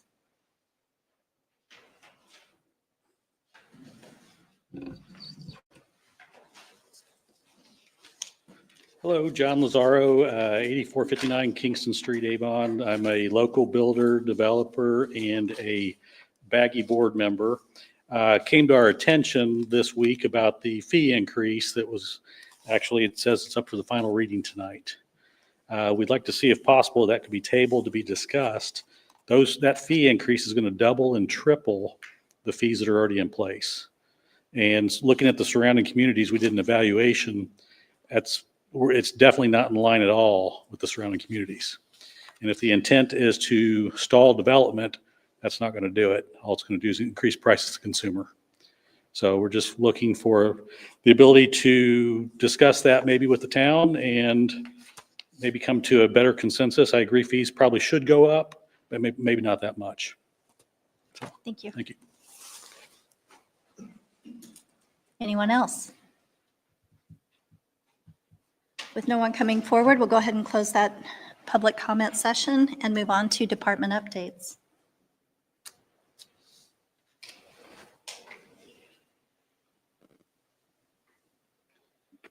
Good evening, Linda Albrand, Planning Director. First, going to touch base on the hearings we had in January. The BZA approved the drive-through for the Mo Betta's restaurant, which is the former Swenson's restaurant, and then reapproved the Rise use variance for personal services at the Rise development. The February BZA, we have variance for the Joink internet provider to utilize a property on Avon Avenue. And then we have Chick-fil-A East, which is the one in front of Meyer, proposing a canopy covering their drive-through area, which needs a setback variance. For the Plan Commission, the January meeting was canceled due to the storm. All 5 cases moved to the February meeting, which are the Mo Betta's development plan, the Gatherings, which is where Advanced Auto is, their rezoning that they presented to you last month. Avon Retail Shops, which is the former Lazaro property east of Reagan, the Park Place Commercial, and then the Walmart would be on the February 23rd hearing. Other than that, we're coming up on 1 year of being a Bee City USA. We've got our signs ordered, so you'll be seeing some additional signage being added to our Welcome to Avon signs around town. Paul and I plan to attend the US 36 public hearing for INDOT next week on the 18th to give them our comments and opinions on the proposed plans. That's it for us. Any questions? No, thank you, Linda.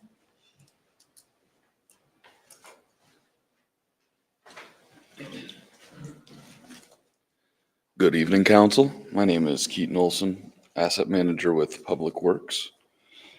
Some of our recent updates, we completed everything except for a few minor punch list items for the 2025 CCMG. We just got the pedestrian beacons put up on 625 and 900 that we were waiting for. So now it's pretty much just landscaping and a few reflective RFP. Oh gosh, sorry. Markers. Yes, yeah, I'm sorry. Anyway, and County Road 100 North and Raceway Road Roundabout. We got utility relocations still occurring, and AES is hoping for their underground work to be done by March 1st.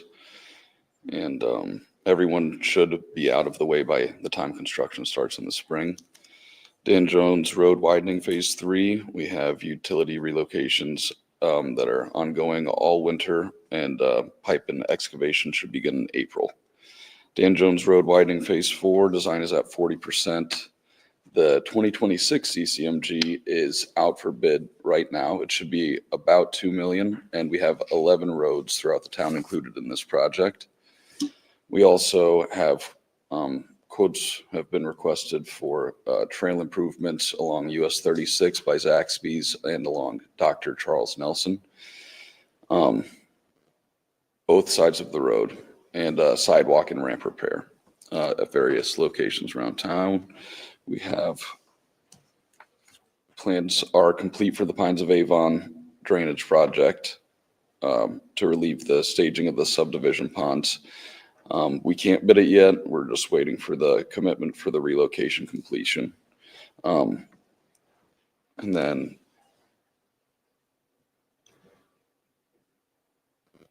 I think that's about good. If we have any questions or anything we want to go over. Want to talk about the bridge? Oh, yeah. The Dan Jones Bridge, that's big news, just opened south of 36. So they're moving on to the next phase of that now that they can have southbound traffic going over that. So that's pretty exciting. Yeah, big news there. Very exciting. Thank you. Thanks, Keith. No problem. Thank you.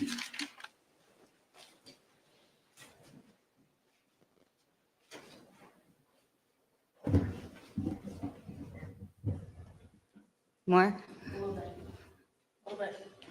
Really? Sorry, I know, sorry. Good evening, Council. Shelby Pride, Parks and Recreation Director. Our February update, the Park and Rec Beautification Committee met last night. Back-to-back meetings is always super fun. We discussed park and trail names and the security plan that I presented to you guys earlier, just to get their input and guidance on some of those things. Very exciting news, park plan bids went live on January 28th for pickleball, what is known as Winton Meadows Park, and then what is also known as Burnett Park. So we're excited. We have a pre-bid meeting next week, the 19th, and then bids are due, and our opening is going to be on March 2nd. So hopefully on March 12th at your council meeting, I will bring forward a recommendation. Even more exciting news, in my opinion, we added up all of our statistics for sports for the year 2025, and these are some pretty good numbers that I'm really excited to share. We had 4,718 participants of ages 5 to 18, over 32 sports.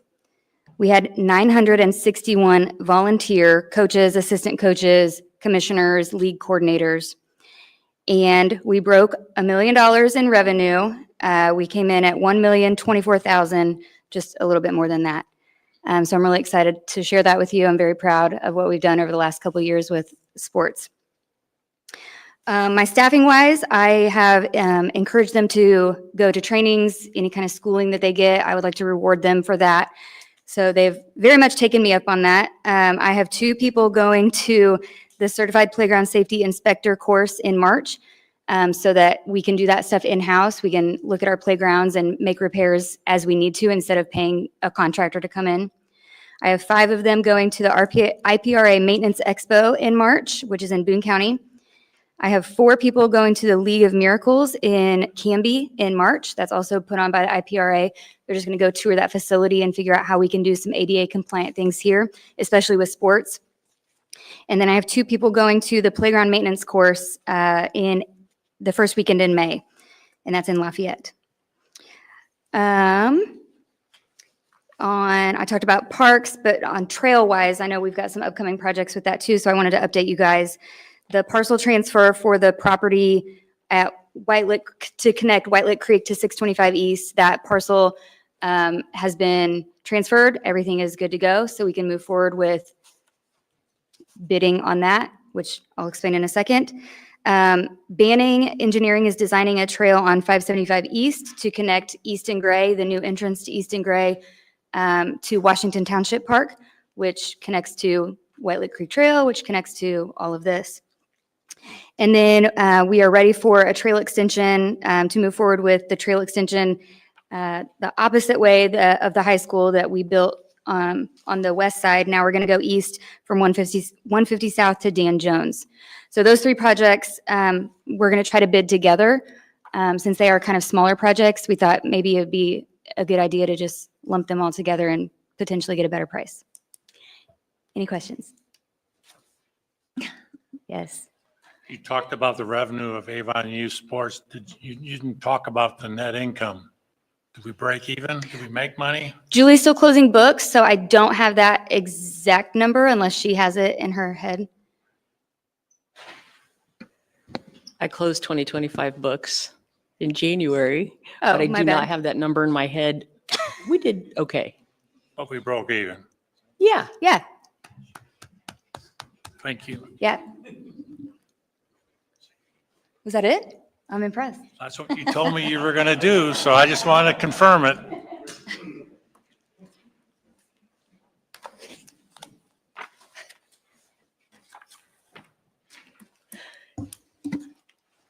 Good evening. Sean Stoops, Chief of Police. We have 2 new officers starting with our agency on Monday, the 16th. They're going to fill the 2 of the 3 vacancies that we currently have. Officer Matt Wilson and Robert Sumner both have prior law enforcement experience and should be able to enter into our field training program pretty soon. Officer Wilson's probably going to get a waiver from ILEA because of his current status where he just came from. And then, of course, Officer Sumner, he was a local law enforcement here at another agency, so that should be a pretty easy transition for him. Two of our new officers that recently graduated from ILEA in January are currently working through their field training programs. The third officer that graduated from the ILEA Academy, the Academy in January, has since been activated by the Indiana Air National Guard and is anticipated to be deployed for several months. We thank him for his service to our country, and we pray for him and his family and for a quick and safe return home. And upon his return, then he'll be able to begin his field training program. Our current hiring list is still looking very promising, as we still have 20 active candidates on the certified hiring list to fulfill the one vacancy that we still have. Several of our police officers and detectives participated in 3 very high-profile criminal trials recently. 2 of those resulted in very successful plea bargains, and 1 resulted in a conviction. We want to thank our law enforcement partners at the Plainfield Police Department and the Indiana Crime Guns Task Force for their assistance, as well as Hendricks County Prosecutor Lauren Delp and his team for working so hard on these cases to ensure that justice was carried out. We've been meeting with the Hendricks County Veteran Suicide Prevention Coalition over the past several months to help develop a collaborative countywide team to help prevent suicide among our county active duty military personnel, our military veterans, as well as our countywide public safety personnel. That's still in the very early stages of development, but the coalition is focused on securing resources and partnerships to carry out its mission, which is to be pretty much a force multiplier for those programs that are already out there to help prevent suicide. Our new K-9 Vigo and his handler Cody Mater have completed their narcotics detections portion of their training. They'll begin their patrol training next, and Vigo should be out there ready to go help make our community safe. The Indiana Crime Guns Task Force was awarded the HIDTA Task Force of the Year. If you're wondering what that is, it is the high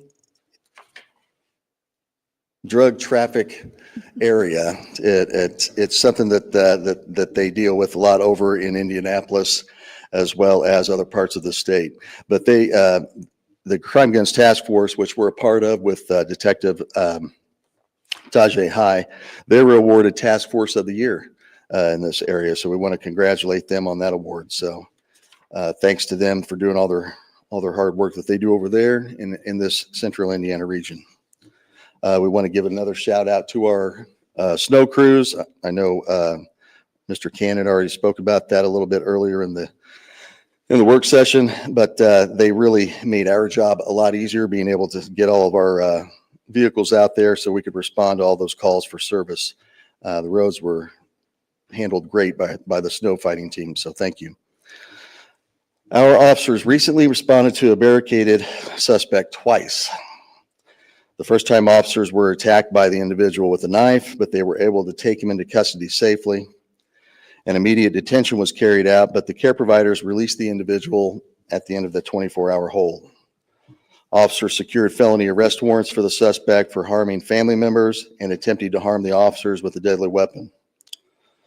Once the suspect was back at home, he barricaded himself in another room in the house once again. Patrol officers, detectives, and ERT members, or SWAT, responded to the home and were able to negotiate with the suspect and take him into custody peacefully. The suspect was remanded to the Hendricks County Jail on all of the felony charges. All the police officers, detectives, and ERT members are to be commended for their quick, decisive response and flawless execution of their tactical operation. Happy to answer any questions you might have. I just want to say thank you to you and all the officers and all the agencies that we are associated with. Because of your hard work and your due diligence, you do keep our community safe, and I appreciate that. Thank you. Thank you.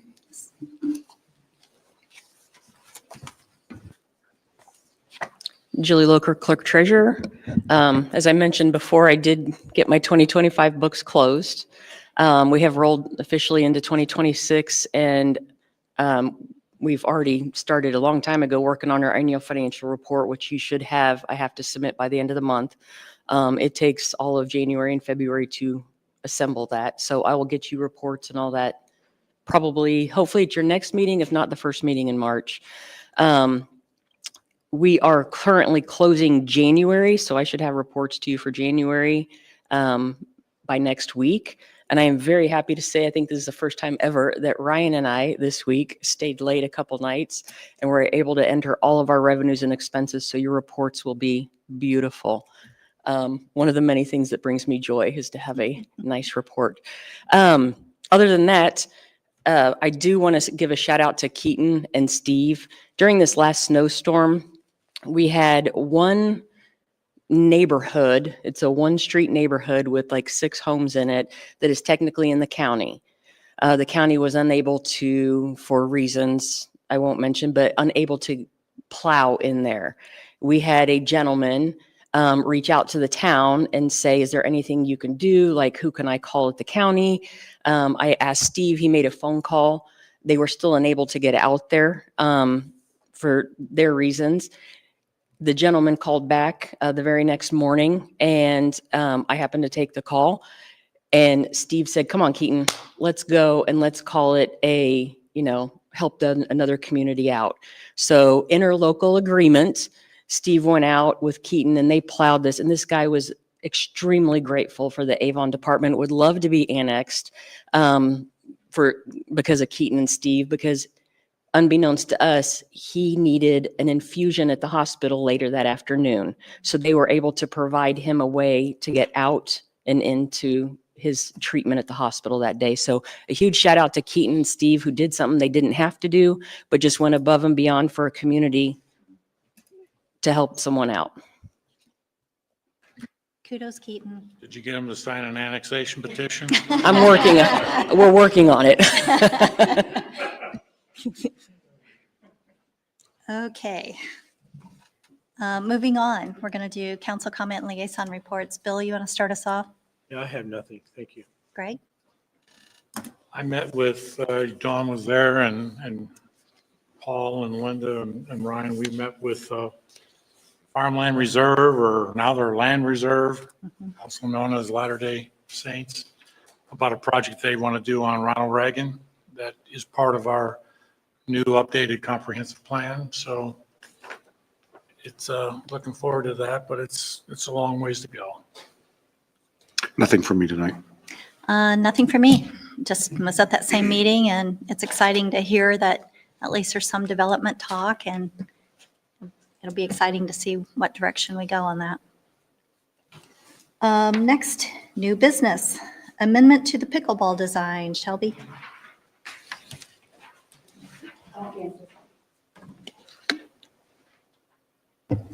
Hello again. You guys are very familiar with the design architect context that we've been working with on these park developments. When we developed these, when we got into the thick of things and we were designing buildings and what those things would look like, we really liked what we had picked out for the Burnett property, and we wanted to replicate that onto the pickleball property so that it flows seamlessly. There's, that cohesive look to everything. Well, there's a little bit of price difference there. Well, not in the actual building, but to our contract. So there is a difference of $24,000 between the old contract and what new work they had to do for the architectural design. So the new contract total is $159,925. From 2025, we did encumber $100,000, so I do have that. And then we have funds in the contracted services line to cover the remaining balance of that. So I ask for your approval of this contract amendment. So again, this amendment charge is just the architectural change. What about the construction cost? Is this going to cost us more on the construction side? No, and then this new project has been put in the current design plans that are out. There's almost no change to the cost of that. This contract, it was $22,000 for the architectural design, and then $2,000 between the geotech boring that they had to do at the property for research. Mm-hmm. Any other questions or discussion? Well, that was the confusing thing. The original architectural design and geotech totaled 24,000, right? No. Our original contract, are you looking at okay. The original contract total was $135,925. We are adding in the $24,000. So the new contract total is the $159,925. Thank you. And again, this does not increase our construction costs. No, that's completely different.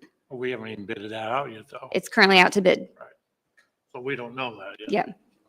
So a little clarification. So originally in the plan, we were going to have a building, but it was going to be a prefabricated building. But when we looked at the cost of the building prefabricated, we thought we could actually design it ourselves and that the construction of it would be less expensive than actually paying for the prefabricated building. So we do expect when it actually gets bid that it'll be cheaper. And again, we're bidding those projects. So we should get an economy of scale as a result of building two similar structures.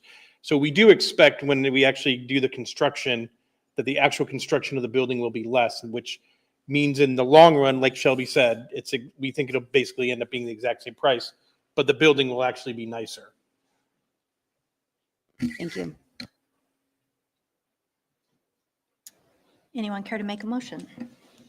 I'll make a motion to approve the amendment for the pickleball design contract as presented. Second. Thank you, Julie. Roll call, please. Jason Puckett, 4. Don Loudon, 4. Greg Zuzen, 4. Bill Holland. 4. Thank you. Next is Resolution 2026-05 declaring police vehicles as surplus. Dave?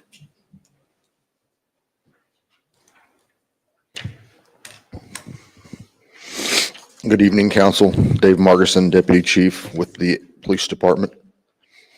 We come again tonight with another vehicle that we're asking to be declared as surplus property so that we can deliver it to Odessa in Plainfield for auction. It's a 2017 Ford Taurus. Lieutenant Nate Hawk, who helps manage our pool car fleet, took that in to have a check engine light looked at and some repairs made, and we were advised that the service shop located antifreeze on top of the piston, which indicates either a blown head gasket or more severe problems. Just replacing a head gasket is around $6,000. New engine is around $10,000. On top of that, it needs exhaust and catalytic converters at $2,200. The vehicle has 80,000 miles on it. We just don't think it's fiscally responsible to spend any of that amount to keep this in the fleet. And we have a replacement vehicle for Mr. Hawk? This is a pool car vehicle. Car, okay. Yes. Okay. Any questions? I make a motion to approve Resolution 2026-05 declaring police vehicles as surplus property to be sold. Second. Thank you, Julie. Roll call, please. Bill Holland, 4. Greg Zuzen, 4. Don Loudon, 4. Jason Puckett. 4. Thank you. Thanks, Dave. Next is a public hearing on the confirmatory resolution and tax abatement for Heister Yale Material Handling for their personal property. Can we hold these three public hearings together since they're all for Heister Yale? You may. Okay, so we'll go ahead and add that the public hearing is not only the personal property, but new real property and the amended real property. So we'll go ahead and open public comment period.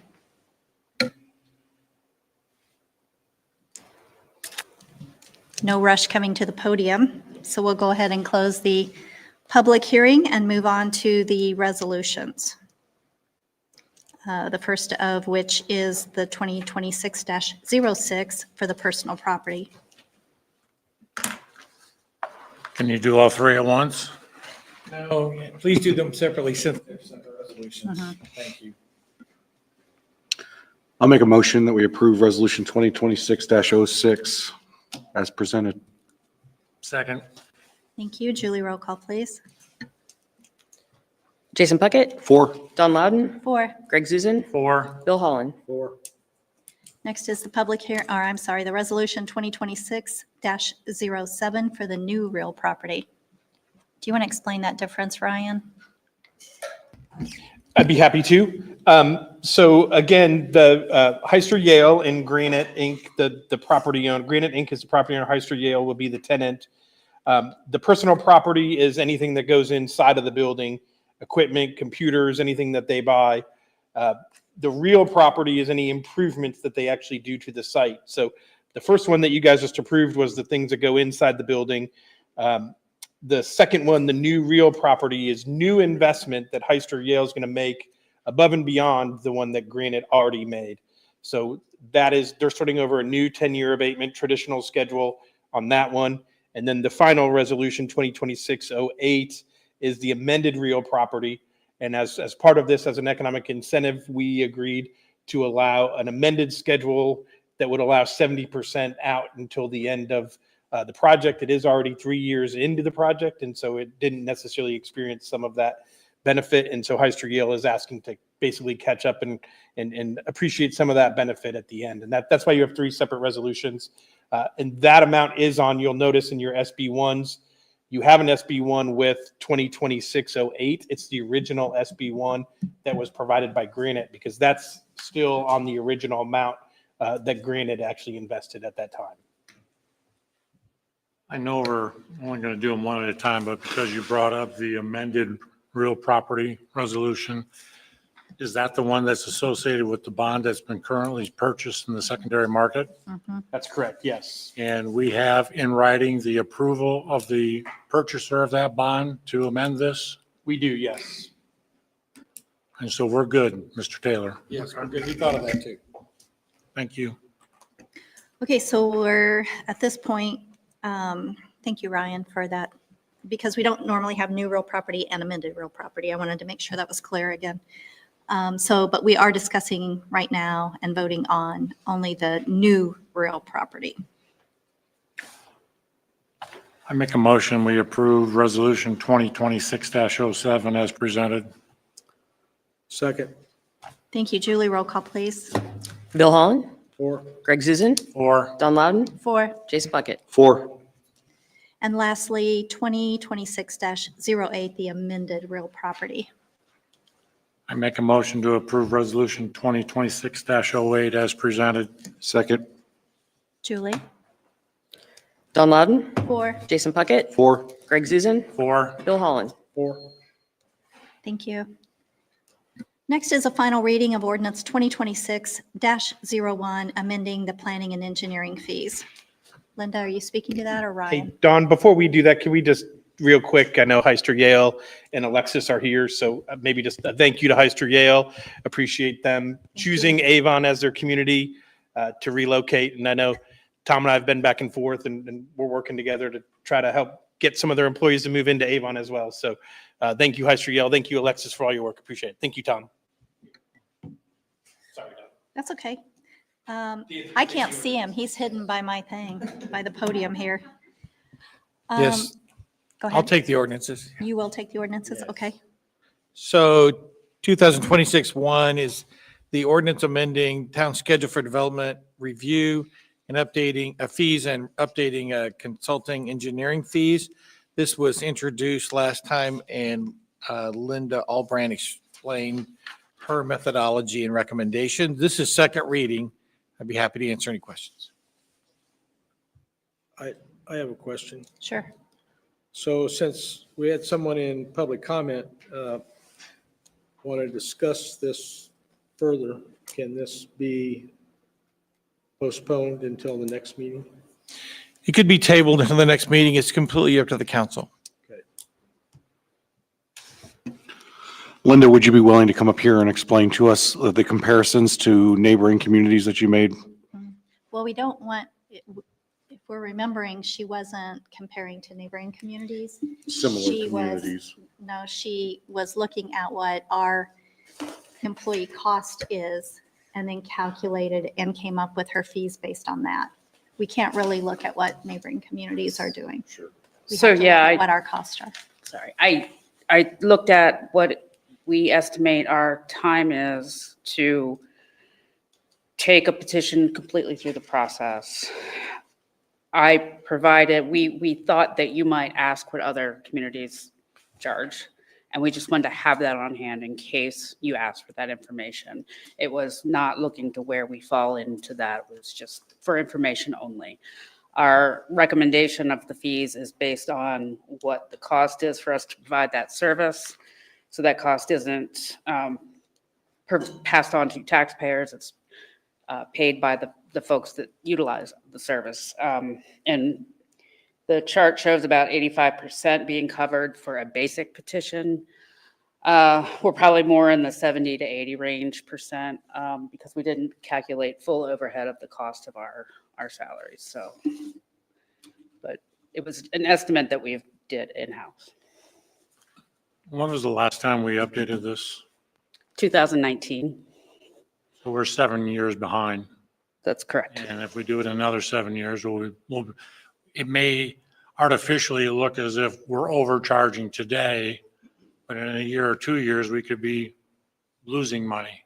Because all we're trying to do is recoup our costs, right? Correct.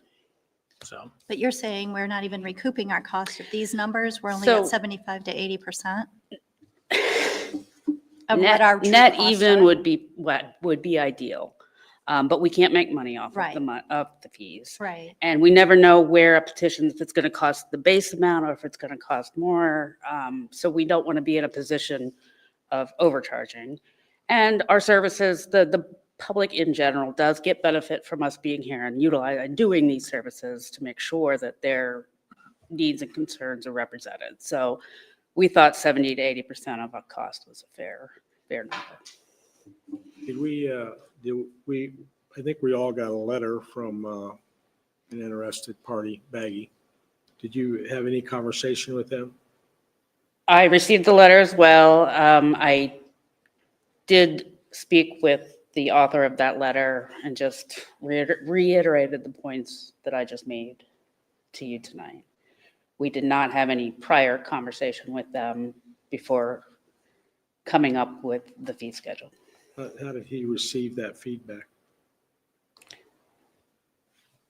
Of my reasoning for the fee schedules, he just went on to say that he thought tabling the issue to have a discussion with them or other stakeholders in the fee process or the fee schedule would be better from their perspective.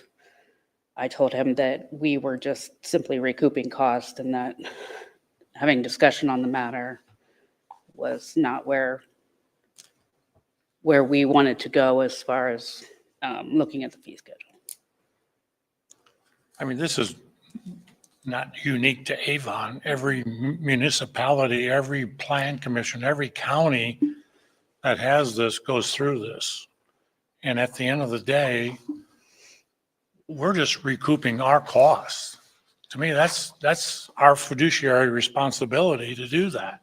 Mhm. And there are going to be times when, how many times does the petitioner come to your office and changes their plan and their scope? And we just charge them this one fee, correct? Mhm. And you've put, I mean, so on paper, it looks like it may be more than what we should be, but in reality, it's probably not enough. So I get it, but I think we have to look after the town of Avon. I think if you were trying to get, 100% recouped, I think that doesn't make sense, I guess. But I think that when we're looking at that 70 to 80%, I agree with Greg. I mean, we're here as a fiduciary people that are supposed to be watching after the taxpayer money. And while we can't make,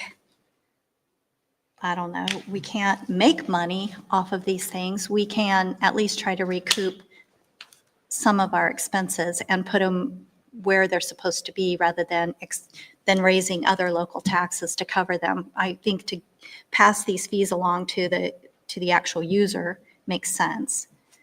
I mean, we're not able to pass this fee on to anybody else. Right, it's got to be to that. Correct. Those petitioners have the ability to pass it on to somebody else. Right, You know what the current fees are? yes, they were in our packet last time? I have them if you want them, Bill. Yeah, if you don't mind.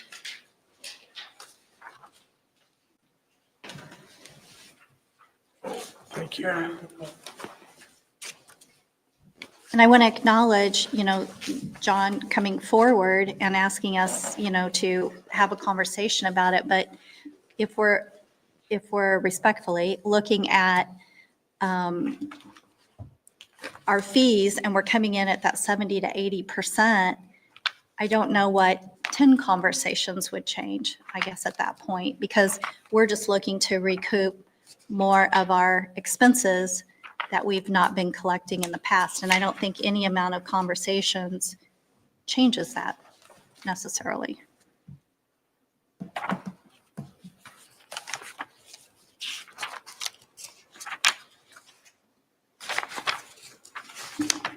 Bill, did you have any other questions? No, I think they sometimes are doubled in 7 years and sometimes they're tripled. I mean, should we, I guess in If we moving did- forward, the only If we didn't have a system to where they made changes and we could charge them again, then, shame on us for that. Well, I guess I would look at, to John's point, it's a shock to builders and people that we're increasing. So maybe shame on us. Maybe we should look at it every 2 years so that it's not such big increases as they come through. Maybe Yeah. that's the conversation. I'm not sure how they were landed on in 2019, but I think they were low even for 2019. If there's no more discussion, I'm willing to make a motion. I'll make a motion to approve ordinance 2026-01, amending the planning and engineering fees as presented. Second. Julie, roll call, please. Bill Holland, Against? Greg Zuzen, 4. Don Loudon, I have to go 4. Jason Puckett. 4. Next is an introduction of ordinance 2026-02, the Insurance Reserve Fund. Dan? Yes, this ordinance establishes the Insurance Reserve Fund, a fund that the council has asked to be created and funded to provide greater security in the event that there were changes to your insurance. So this ordinance very simply creates the fund, describes its sources and also its uses. Like most special funds, this fund would be a non-reverting fund. And this is first reading only. Any discussion? Okay, we'll go ahead and consider that introduced and move on to introduction of ordinance 2026-03, amending the FMLA policy. Yes, this ordinance makes changes to your employee handbook, specifically 6.046 regarding FMLA leave. It's designed to clarify the benefit provided to be consistent with the council's direction. So it makes clarifying changes right in the beginning, which is shown in red on your copy, and tries to alleviate any items which were not very clear. Secondly, while we were making changes, there were some COVID emergency leave provisions that were temporary, that were required by Indiana statute that have since expired. And so we're recommending that those items be deleted as well, now that that statute, and that's been about 2 years. So I don't think it's coming back quite yet. This is also first reading in this ordinance. I'd be happy to answer any questions. Any questions, discussion? I'm seeing shakings of head. So we'll go ahead and consider ordinance 2026-03 as introduced. Moving on to legal counsel report. Nothing, thank you. Next is the second of 2 public comment periods. Same rules apply. No one coming forward? Council comment. Council calendar, Ryan. Yes, your next meeting is February 26th at 7 PM. No work session, so. Thank So the meeting. Meeting adjourned.